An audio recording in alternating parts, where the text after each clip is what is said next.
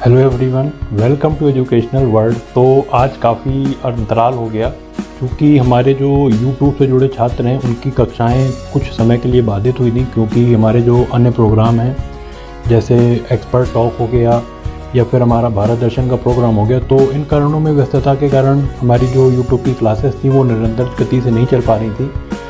लेकिन मैं आपको ये सजेस्ट करूँगा कि जो हमारे ऑनलाइन बैचेज़ हैं जो निरंतर गति से चल रहे हैं, तो यूट्यूब के जितने भी छात्र हैं अगर वो ऑनलाइन बैचेज़ से जुड़ना चाहते हैं तो आप हमें जो ऑफिशियल नंबर है उन पर संपर्क करके जुड़ सकते हैं। वहाँ पर आपको एक समग्रता से तैयारी कराई जाएगी और सभी विषयों के एक महत्वपूर्ण जो तथ्य हैं उनसे भी आपको अवगत कराया जाएगा। तो चलिए, आज का जो हमारा सेशन होने वाला है वो भारत की राज्य व्यवस्था को हम आपके सामने प्रस्तुत करेंगे और इसमें जो हमारा विशेष उद्देश्य है वो आज हम कवर करेंगे मंत्री परिषद को, जो कि एक बहुत ज़्यादा महत्वपूर्ण टॉपिक है जो हमारे एक वनडे एग्ज़ाम होता है या फिर अन्य जितने भी सिविल सर्विसेज के एग्ज़ाम होते हैं, इस टॉपिक से बहुत ज़्यादा क्वेश्चन आते हैं। तो चलिए प्रारंभ करते हैं आज की विषय वस्तु को।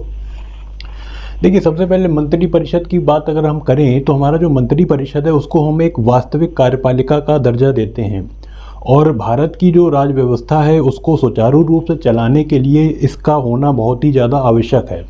अब अगर हम बात करते हैं कुछ इसके विभिन्न पहलू की कि मंत्री परिषद के अंतर्गत कौन कौन से लोग आते हैं, कौन कौन से पद ओहदे आते हैं, तो उन सब के बारे में यहाँ पर एक विश्लेषण हम देख सकते हैं कि जो हमारा मंत्री परिषद है उसमें सबसे पहले जो हमारा एक मुख्य पार्ट होता है उसका वो होता है मंत्रिमंडल। मंत्रिमंडल के बाद अगर हम बात करें तो राज्य मंत्री स्वतंत्र प्रभार भी होते हैं। उसके बाद अगर हम देखें तो उप मंत्री होते हैं और कुछ हमारे राज्य मंत्री होते हैं। अब यहाँ पर मैं एक आपको तथ्य जो है बहुत ज़्यादा स्पष्ट करूँगा कि जो हमारे मंत्री होते हैं, मंत्रियों की सलाहकार या फिर उनके कोई ऐसे कार्य होते हैं जो बहुत ज़्यादा, मान लीजिए मंत्री जो हैं वो व्यस्त हैं तो कुछ अन्य कार्यों पर ध्यान देने के लिए उप मंत्री को नियुक्त किया जाता है।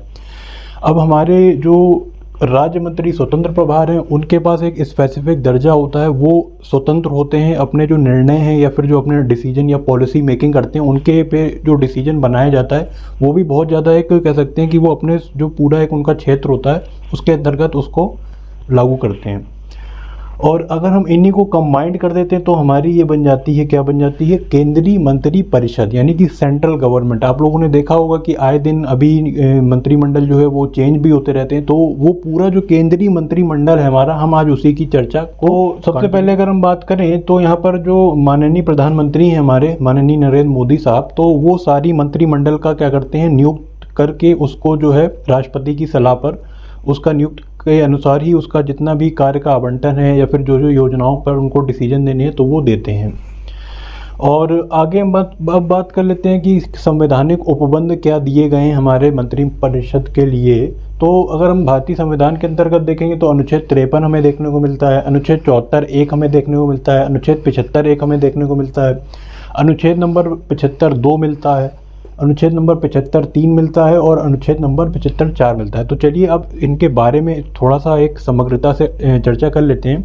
देखिए, अगर हम अनुच्छेद नंबर 53 की बात करें तो इसमें हमें ये कहा गया है कि संघ की कार्यपालिका की शक्ति जो है वो राष्ट्रपति में निहित होगी। इसका मतलब क्या है कि राष्ट्रपति भी कहीं ना कहीं एक हमारी कार्यपालिका के बहुत ही महत्वपूर्ण हिस्सा आते हैं। उसके बाद अगर हम बात करते हैं अनुच्छेद नंबर 74(1) की, तो 74(1) हमें क्या बताता है कि इसके अनुसार जो है राष्ट्रपति कार्यों का संपादन करते हैं तथा उसकी सलाह मंत्रणा देने हेतु मंत्री परिषद का गठन भी करते हैं, जिसके जो अधिकारी होते हैं वो प्रधानमंत्री जी होते हैं। अनुच्छेद 75(1) हमें क्या बताता है, 75(1) के अनुसार प्रधानमंत्री की नियुक्ति राष्ट्रपति करेंगे। तो ये तो सर्वविदित है कि प्रधानमंत्री की जो नियुक्ति है वो कौन करते हैं, राष्ट्रपति करते हैं। ये क्वेश्चन आपसे वन वर्ड में पूछा भी जा सकता है, तो इसको जो है आप लोग बहुत ज़्यादा कंठस्थ करिएगा। आगे बात करते हैं अनुच्छेद नंबर 75(2) की। तो 75(2) के अनुसार अगर हम बात करें तो मंत्रीगण राष्ट्रपति की इच्छा अनुसार अपने पद पर बने रहेंगे। तो हम कह सकते हैं कि जो हमारा मंत्री परिषद है वो राष्ट्रपति के प्रसाद पर्यंत ही कार्य करते हैं। उसके बाद बात करते हैं अनुच्छेद नंबर 75(3) की। तो इसके अनुसार जो है मंत्रिपरिषद सामूहिक रूप से लोकसभा के प्रति उत्तरदायी होती है।